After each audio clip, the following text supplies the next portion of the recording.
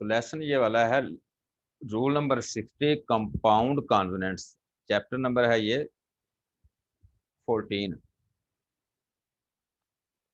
तो compound consonants क्या होते हैं?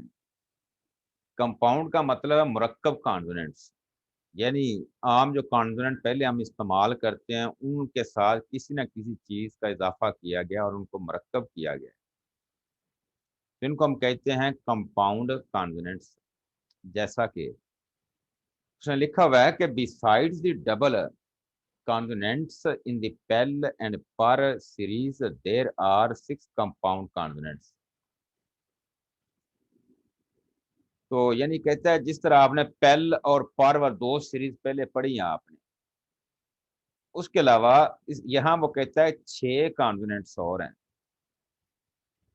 जैसे के साथ बड़ी हुक लगा दी, यानी कि पी पर सीरीज के अंदर पी के साथ आर की हुक होती थी, पल के अंदर पी के साथ एल की हुक होती थी। यहाँ वो कहता है के साथ बड़ी हुक शुरू में लगानी, पहले हमने छोटी लगाई थी। तो ये कहता है वे का इजाफा करेगी, बन जाएगा क्वै। क्वै की आवाज जैसे क्विक और रिक्वेस्ट। इसी तरह आगे गे के साथ ये बड़ी हुक लगाएंगे, इसको कंपाउंड करेंगे तो गवै होगा, GW गवै, गवै की साउंड देगा। जैसे गवेल्फ, लिंग्वेस्ट, लिंग्विस्ट, तो ये आपकी गवै की आवाज देगा। आगे है एम्प और एम्ब, ये आवाज देगा एम्प और एम्ब, MP की या MB की। एम को थिक करना है, ये इस तरह मरकब किया गया, यानी एम को पहले लाइट लिखते हैं, आज हम एम को थिक करके लिखेंगे, हैवी करके लिखेंगे, एम्प बनेगा। ये MP की आवाज या जैसे कैंप, MP की आवाज है। एम बॉडी, एम के बाद B की आवाज है, M body, M body, M emb. इस तरह लर, L लिखना है डाउनवर्ड और थिक भी करना है, इसको लर कहेंगे इसको। जैसे filler, F to the line, लर नीचे को लाएंगे, ऊपर को लर नहीं बनेगा, और ऊपर को लिखेंगे तो लाइट लिखेंगे, और सिर्फ L के लिए होगा वो, L की आवाज की। लेकिन डाउनवर्ड लिखेंगे थिक करके तो फिर लर होगा, L की और R की दोनों की आवाज आएगी। जैसे फिलर, लर, स्कॉलर, लर। इसके आगे रर है, आर डाउनवर्ड थिक करके हैवी करके मोटा करेंगे रर के लिए, जैसे पूरर, शेरर। आगे WH, वे, WH बड़ी होक वाला वे, जैसे वेर, वे की आवाज लेते हैं WH की मिला के, वेर, विप। तो ये आपके 6 कंपाउंड कॉन्सोनेंट थे। आज आपके टोटली कॉन्सोनेंट खत्म हो चुके हैं। 24 कॉन्सोनेंट आपने पहले पढ़ लिए हुए हैं। अब ये 6 कंपाउंड कॉन्सोनेंट रह गए थे जिसके अंदर कुछ तब्दीली की गई है, वो अभी ये हम पढ़ते हैं। नोट उसने लिखा है ler is used only where the downward L would be used.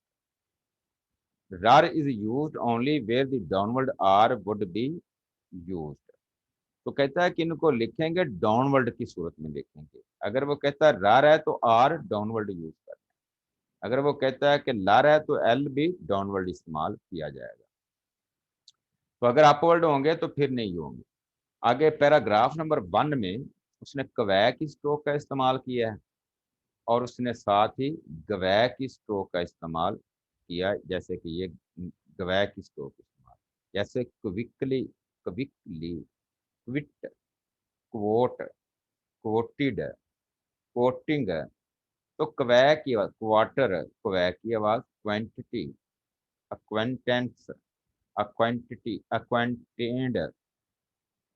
तो ये आ गया अक्वेंटिड, इक्विपमेंट, इक्विपमेंट, बैंक्विट।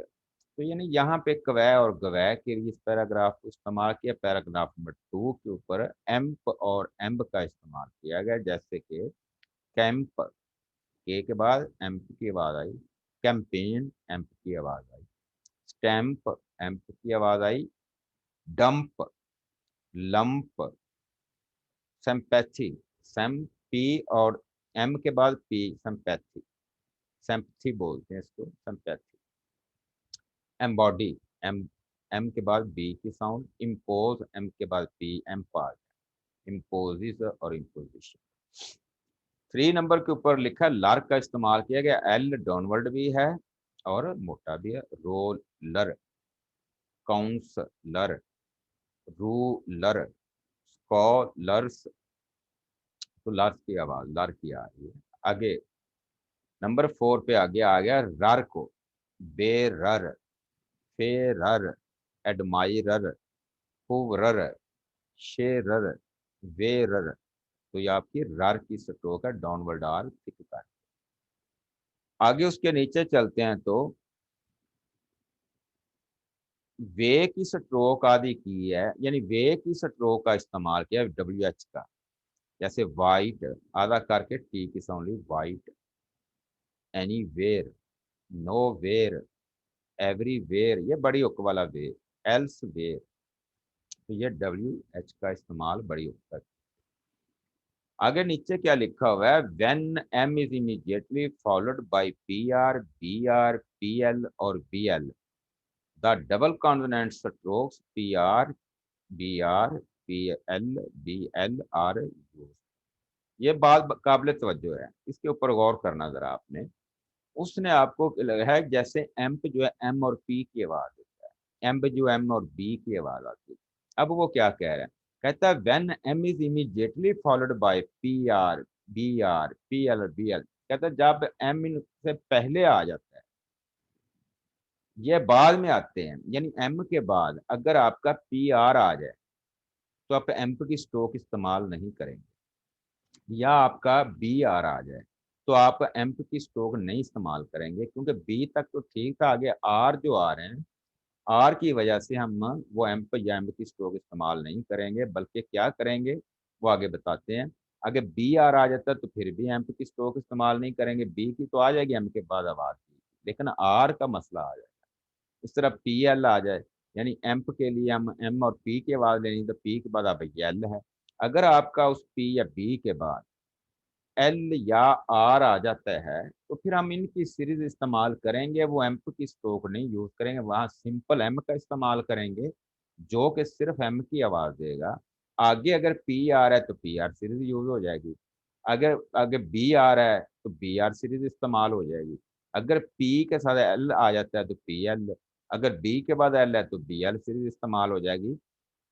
जैसे ये P R series, B R series, P L series, B L series are used, तो एम के बाद फिर इन सीरीज का इस्तेमाल करेंगे, ना कि एम की स्ट्रोक डाल के आगे आर और एल का इस्तेमाल होगा।